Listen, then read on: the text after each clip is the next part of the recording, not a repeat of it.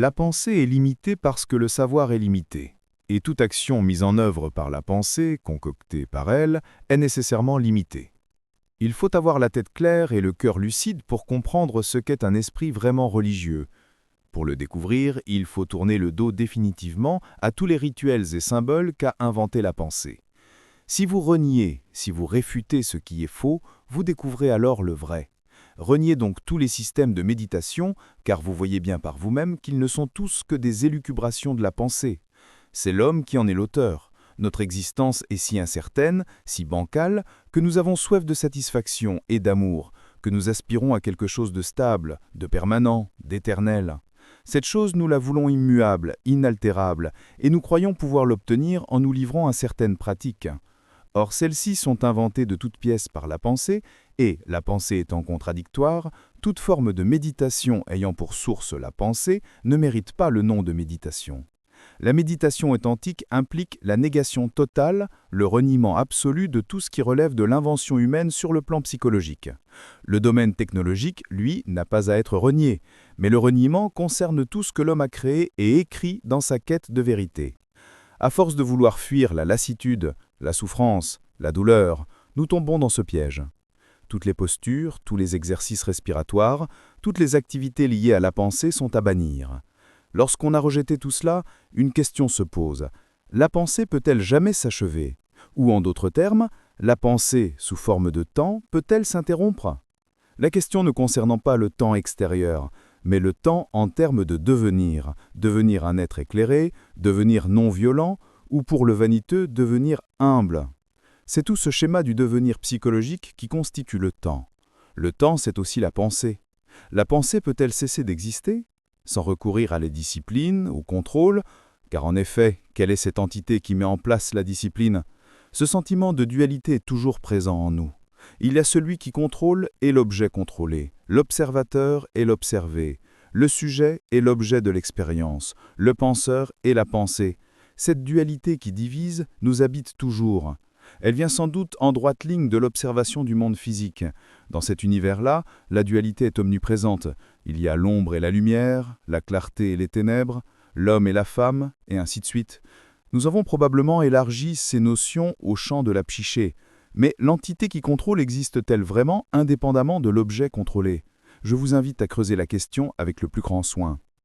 Dans la méditation classique, ordinaire, les gourous, soucieux d'en propager la pratique, s'intéressent de près à ce duo contrôleur-contrôle. Ils vous disent qu'il faut contrôler vos pensées et que c'est ainsi que vous y mettrez fin ou que vous les réduirez à une seule et unique pensée. Or, ce que nous voulons, c'est savoir qui est exactement ce fameux contrôleur. On pourrait dire « c'est le moi supérieur » ou « c'est le témoin » ou encore « c'est quelque chose qui ne relève pas de la pensée », alors que le contrôleur fait effectivement partie de la pensée. C'est une évidence. Le sujet qui contrôle et l'objet contrôlé ne font qu'un. La pensée s'est scindée en deux éléments, celui qui contrôle et ce qu'il s'apprête à contrôler, mais on reste dans le cadre de l'activité de la pensée. Un phénomène étrange veut que la pensée s'invente des dieux qu'elle vénère ensuite. C'est de l'auto-vénération, ni plus ni moins. Donc, lorsqu'on comprend que tout le mouvement qui anime le contrôleur ne fait un qu'avec l'objet contrôlé, alors cesse tout contrôle. C'est une chose dangereuse à dire à des gens n'ayant pas compris ce phénomène. Nous ne faisons pas campagne pour une absence totale de contrôle. Nous disons en revanche que chaque fois qu'on constate que contrôleur et contrôlé ne font qu'un, que penseux et pensée sont une seule et même chose, si on reste alors au contact de la vérité tout entière, au contact de cette réalité sans que la pensée vienne s'interposer, on dispose alors d'un tout autre genre d'énergie. La méditation, c'est la somme de toute énergie. Ce n'est pas l'énergie créée par la pensée à l'occasion des frictions qu'elle suscite, mais l'énergie qui se manifeste dès qu'il n'y a plus trace de conflit au sein de l'esprit. Le mot religion est sans doute celui qui décrit le mieux l'acte de rassembler toute son énergie afin d'agir avec attention. Un esprit religieux sait être attentif, c'est-à-dire qu'il fait preuve d'égard, d'attention, il sait regarder, observer, et cette observation est pleine d'affection, de compassion. La concentration n'est qu'une invention en plus de la pensée. À l'école, on vous dit de vous concentrer sur votre livre.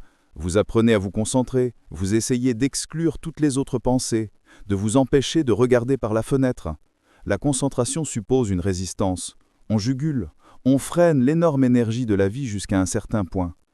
Alors que dans l'attention véritable, où la vigilance bannit l'intervention d'un choix, c'est la conscience sans choix, toute votre énergie est là. Lorsque vous êtes attentif de cette sorte, il n'y a plus de centre servant de base à votre attention, alors que dans la concentration, au contraire, ce centre est toujours présent. Il faudrait aussi que nous abordions ensemble la question de l'espace. La vie moderne fait que nous habitons dans des appartements qui s'entassent les uns au-dessus des autres. Physiquement, nous sommes privés d'espace. Nous manquons d'espace extérieur, et intérieurement, l'espace nous fait cruellement défaut, car notre cerveau se livre à un bavardage incessant. La méditation consiste à comprendre ou à rencontrer cet espace qui n'est pas une élaboration de la pensée, qui n'est pas un espace prenant forme de moi et de non-moi. Cet espace n'est pas un espace inventé, un espace abstrait, mais un espace bien réel, c'est-à-dire une vaste distance sans limite, une observation sans entrave, un mouvement perpétuel n'ayant pas de brontière. Tel est cet vaste espace. Et dans cet immense espace, le temps n'a pas de cours, le temps sous forme de pensée a disparu depuis des lustres, grâce à la constatation du fait que la pensée, bien qu'elle ayant un espace à elle toute seule, ne dispose pas de cet vaste espace qui est une autre nature. Lorsqu'on veut apprendre, maîtriser une technique, la pensée en tant que savoir étant a besoin d'espace. La mémoire est nécessaire à un certain niveau, mais pas au niveau psychologique. Lorsqu'on a permanence cette vigilance de tous les instants, qui vide le cerveau de tous les souvenirs accumulés, alors le moi adepte de la réussite, le moi conflictuel, disparaît parce qu'on a mis de l'ordre dans la maison. Le cerveau a son rythme propre, mais ce rythme s'est trouvé faussé en raison de notre extravagance et des mauvais coups infligés à notre cerveau par l'abus de drogue, de foi, de croyances, d'alcool ou de tabac. C'est ainsi qu'il a perdu sa vitalité première. La méditation, c'est cette faculté d'appréhension totale de la globalité de la vie. De là naît l'action juste. La méditation, c'est le silence absolu de l'esprit. Pas un silence relatif, ou un silence que la pensée structure et où elle se projette, mais le silence de l'ordre, qui n'est autre que la liberté. Seul ce silence total, parfait, d'une pureté absolue, est la vérité suprême, éternelle et infinie. Voilà ce qu'est la méditation.